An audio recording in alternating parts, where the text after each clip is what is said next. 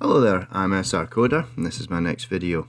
In this video we're going to be making some really useful trigger boxes that work exactly like UI elements work inside of Unity. In this example we're just going to make one trigger like this one here that sets us back to the start and one trigger that manages to load the next scene. So let's get started. We have the starter assets, the third person controller set up already, so just if you go to the internet and install that, you can find that by searching in the asset store for the starter assets third person controller and installing it.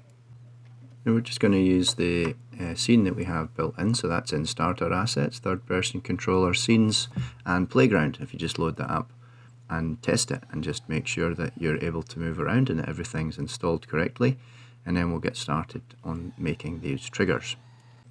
So the first thing you want to do is make an empty game object, so just right click create empty. I'm going to call this trigger box, and you're going to need to add a box collider to that. So if you just search for box collider, the important thing is I'll just position this where I need it to be and just make it a little bit bigger. So I'm making mine 5 by 4 by 4, but the choice is up to you. I'm just popping it on top of the ground. The next critical step is making sure that you've marked this as isTrigger. That's why we can get it to work. And I'm going to add a new component of a new script to this. I'm going to call this trigger box as well, just to keep things really simple. And we're going to just open this up inside of Visual Studio. And now we're up, we're just going to get rid of everything inside of there and just hook into this onTriggerEnter event. And just to test that it works, I'm just doing a quick debug.log. We should be able to have this set this message up into the console when we actually test it. So it's a good idea just to make sure this onTriggerEnter works. So I'm just going to quickly test to make sure it does. You'll see in the console as we step in down here, we'll see that we get this message comes up, so we know that this trigger works. We also want to make sure that we've only got this happening for the player. So if you just check that your player is actually tagged as player as I just did there, and then we just do a quick if statement. So we check the other object that goes into the collider and make sure that its tag is actually equal to player. That way, if other objects go into this, it's not going to automatically do the events that we set for it. So I'm just going to quickly test this as well to make sure that this is tagged as player and this event happens. So one more time, we should just step into this trigger and we should see in the console that this has happened. So now for the cool stuff. What we're going to do is we're actually going to use a Unity event like that you would see inside of the UI. In order for this to happen, we need to add in using UnityEngine.events, and then we're just going to make ourselves a public one, and this will allow us to be able to invoke Unity events, any event or any action that we want to happen inside of the game. So we're just going to call this new public Unity event on trigger enter event, so that we can see this inside the inspector and we'll know what it's for. So just by doing this, we should be ready to add some events into this. So you can see if you select this trigger box that we made, this element here, this Unity event, is exactly like you would get with the UI stuff that you do inside of Unity. So to make it do something useful, let's make a simple game manager. So I'm just making an empty game object, calling this game manager. I'm just going to add a new script to this, and I'm just going to call that game manager 2. The next step is if we just open this script up, what we're going to do is just get rid of everything in here and just make a really simple test. So we're going to make a simple function that will just load the next level in the build index or in the build settings. So we just make a new method to do this. Make it public so we can hook the button up to it. We'll call it load next level because that's what you want it to do. In order for us to use the scene manager, we're just going to need to add using UnityEngine.sceneManagement up the top of your code there.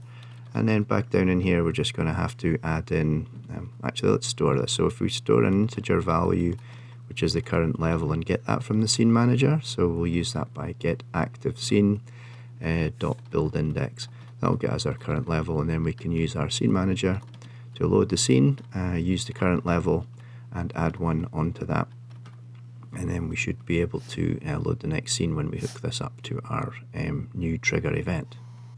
If we jump back to the trigger box now, what we need to do is make sure that we actually invoke that event now that we've got it there. So you just do this by the onTriggerEnterEvent dot invoke, and that is it. So when you do walk into that trigger, anything that's added in there will be actually invoked. So we'll just add that now. So we're hitting a new plus for the onTriggerEnter, add the game manager, do the drop down in the game manager and try and find this new event that we made.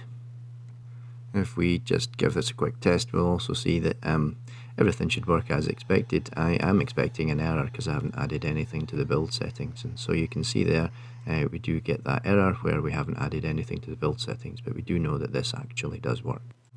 So let's just quickly add those into the build settings. So just go to File and Build Settings. I'm going to add this current scene in there. I'm just going to find my other scene as well. I had like this default sample scene. It's pretty much got nothing, and I'm going to drag that on as well so that we've got both of those in the build settings. It's just blank, as you can see, and then just go back to my the first playground scene, and then we're just going to test this. So in theory we should walk into this trigger and we should go to the blank scene, and there you go.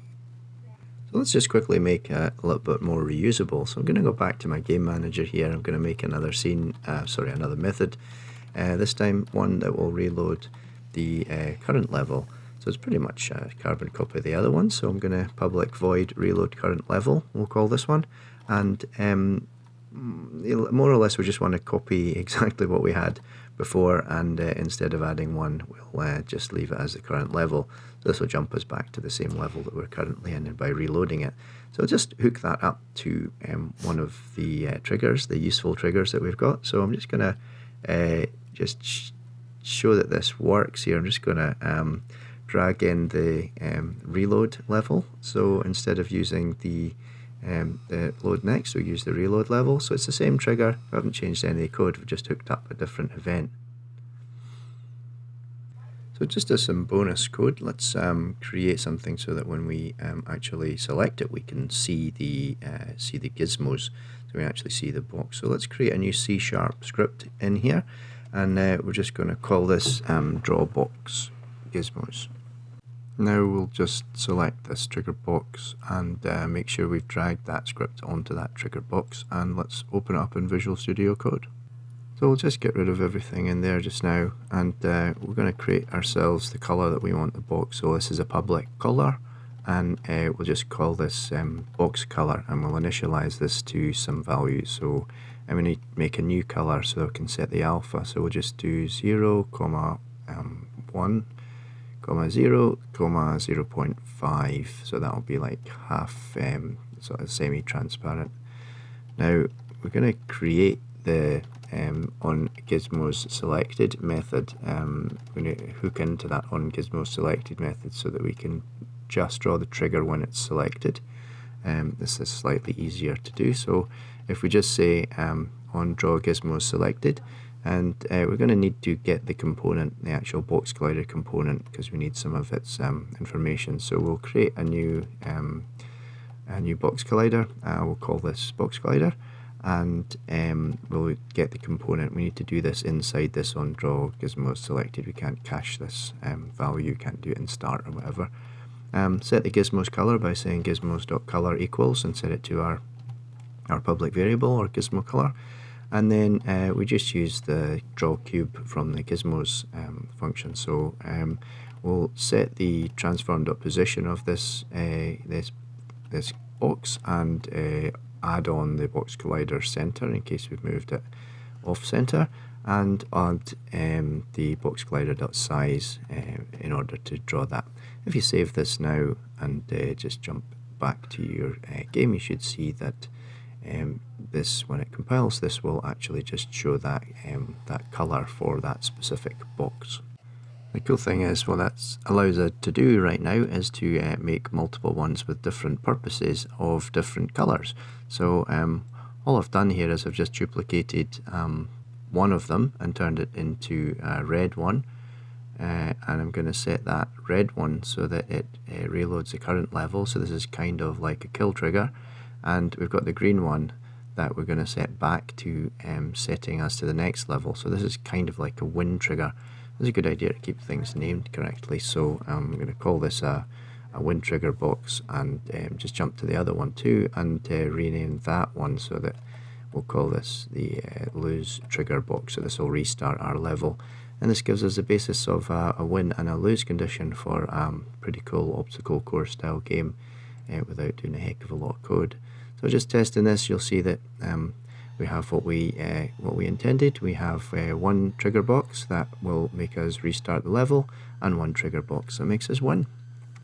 So I hope you enjoyed the video. I've tried to pace it up a little bit this time around, so if you like the format, that's great. Please like, subscribe and share, and I'll see you in the next video.